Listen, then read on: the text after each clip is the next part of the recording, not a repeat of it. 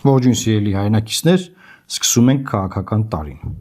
Տարվա նախաշեմին անսպասելիորեն ԱԱԾ մեկուսարանից ազատ արձակվեց ավելի քան կես տարի բանտարկված մեր ձևով շարժման առաջնորդ միլիարդատեր Սամվել Կարապետյանը։ Նախկին ԿՊ-ական դատավոր Սարգիս Պետրոսյանը միլիարդատիրոջ համար տնային կալանք սահմանեց, ինչպես նաև 4 միլիարդ դրամի, այսինքն ավելի քան 10 միլիոն դոլարի գրավ։ Քաղաքական մեկնաբան Հակոբ Բադալյանի համոզմամբ, ինչպես Սամվել Կարապետյանի կալանավորումն էր քաղաքական, այնպես էլ նրա խափանման միջոցի փոփոխությունը։ Բադալյանի խոսքով այս որոշումը կարող է ունենալ ինչպես ներքին, այնպես էլ արտաքին դրդապատճառ։ Սա երեկվա Ազատություն ռադիոկայանի ռեպորտաժն է Սամվել Կարապետյանի խափանման միջոցը, այսինքն կալանքը տնային կալանքով փոխարինելու վերաբերյալ, որը բոլորի համար անսպասելի տեղի ունեցավ հենց նոր տարվա նախաշեմին, եւ Սամվել Կարապետյանը ուղեկցվեց ոստիկանության կողմից դեպի իր տուն։ Որևէ մեկի համար գաղտնիք չէ,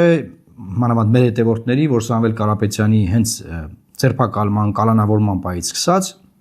ես շատ ակտիվ մեկնաբանել եմ եւ բացատրել եմ, թե ինչ է տեղի ունենում, իմ կարծիքը արտահայտել եմ եւ հիմա բազմաթիվ նամակներ ունեմ, զանգեր, մարդիկ զանգում էին, հարցնում էին, թե ինչ կարծիք ունենք մենք, ինչ ենք մտածում այս ամենի վերաբերյալ։ Մի քանի սցենարներ կան սրա վերաբերյալ, բայց այս սցենարները հիմա որ բամբասանքի տեսքով տարածում են, դա այնա որ գործարք կա։ Առաջին սցենարը դե գործարք են գնացել տնային կալանքը փոխվել։ Երկրորդ սցենարը որ դա արտաքին միջամտություն կա, այսինքն Փաշինյան-Պուտին հանդիպման ժամանակ ասեն դե լավ ախորպես մեծ բանարա ազատ արձակի բան։ Եվ երրորդ սցենարը, որը իմ սցենարն է, չգիտեմ դուք կհամաձայնեք թե ոչ, դա ռուսերեն ասած խոդկանյոմ, այսինքն իշխանությունները շատ լավ հաշվարկելով իրավիճակը, իրեն կարել են խոդկանյոմ, որտեղ իշխանությունները ճկուն են։ Ի տարբերություն ընդդիմության, որտեղ ընդդիմությունը Հայաստանի ընդդիմությունը բացարձակապես որևէ հարցում ճկունություն չունի։ Դրամայել էս վիճակին, հա։ Եվ ինչ է նշանակում խոդկանյոմը։ Առաջին ուզում եմ նախ ասել, որ բացառում եմ որևէ գործարք, որ տեղի ունեցած լինի Սամվել Կարապետյանի եւ Նիկոլ Փաշինյանի միջեւ։ Սա բացառված բան է, որովհետեւ ճանաչում եմ Սամվել Կարապետյանին եւ նաեւ ճանաչում եմ Նիկոլ Փաշինյանին։ Սա բացառված է, գործարք չկա։ Երկրորդը, որ այ կա միջազգային ազդեցություն, բան, տենց Մոսկվա ասել են, լավ ինչ կլի նոր տարի է, բան բաց թողեք, բան, սա նույնպես բացառում եմ։ Եվ ես կարծում եմ, որ երկրների ղեկավարների մակարդակում, օրինակ Պուտին, Փաշինյան նմանատիպ հարցեր բացարձակապես չեն քննարկվում եւ նախկինում էլ բացարձակապես չեն քննարկվել։ Սա էլ մյուս բանը։ Խոդկանյոմ, ինչ է նշանակում խոդկանյոմ։ Սերի հայրենակիցներ, պետքա մենք հասկանանք մի բան։ Սամվել Կարապետյանը արդեն շուրջ 6 ամիս գտնվում էր ԱԱԾ բանտում։ Նա իր կալանավորման պահից հետո հայտարարել, որ մտնում է քաղաքականություն, քաղաքական միավոր է ձևավորվել։ Գիտեք, մեր ձևով շարժումը, որը արդեն ունի շուրջ 17000 եւ ավել կամավորներ, ովքեր որ միանում են իրենց։ Եվ նրանք սկսել են իրենց արշավը ըստ էության, եւ բոլոր հարցումները ցույց են տալիս, որ արդեն նրանք զբաղեցնում են երկրորդ տեղը։ Երկրորդ տեղը զբաղեցնել, այսինքն Փաշինյանի ռեյտինգն է, երկրորդը իրենց ռեյտինգն է, հետո գալիս է Ռոբերտ Քոչարյանի ռեյտինգը։ Դա Նիկոլ Փաշինյանի համար շատ վատ ցավալի սցենար է, ինչու որովհետև եթե նրանք կլինեն երկրորդ տեղում, դժվար է մարդկանց ասել, որ նախկինները վերադառնում են, բան եւ ընտրապայքարը լրիվ այլ տրամաբանություն է ստանում։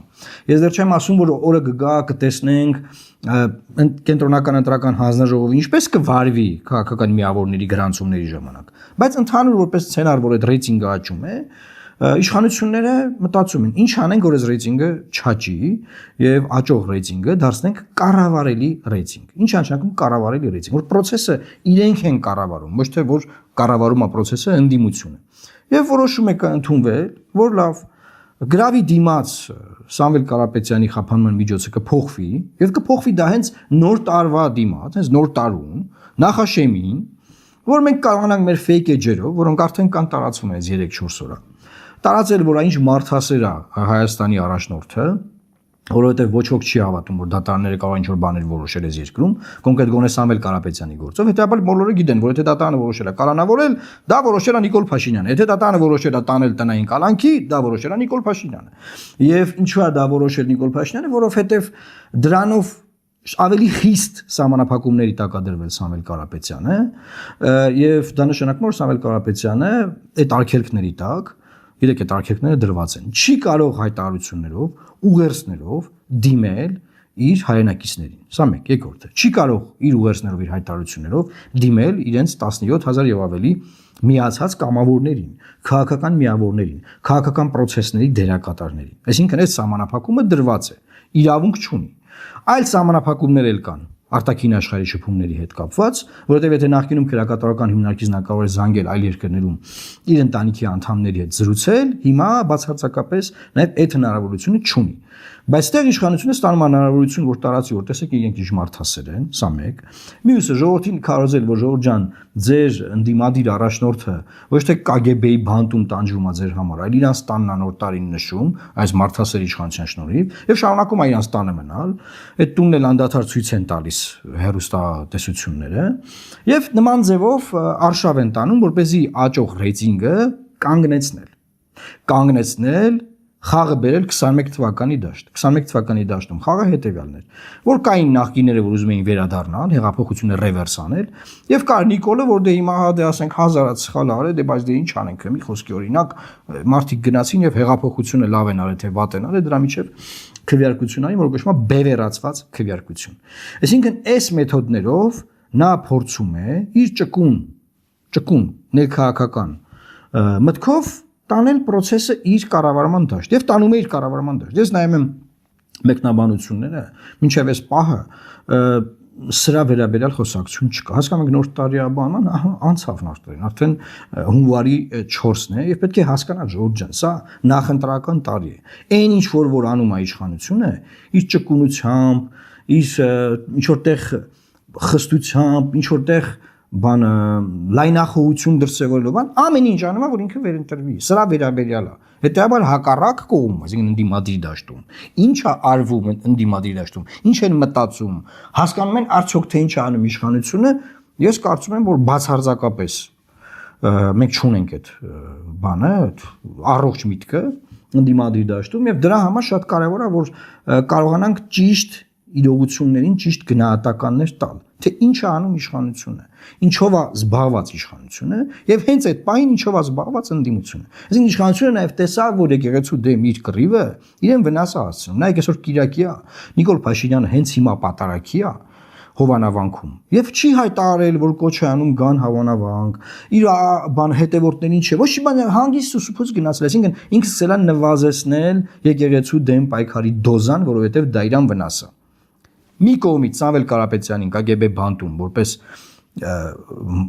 իր թիմի քաղաքական թիմի եւ երկրում ֆունդամենտալ փոփոխություններ խոստացած առաջնորդի KGB բանտից ազատում է եւ նա հայտնում է իր տանը նոր տարուն մյուս կողմից եկեղեցու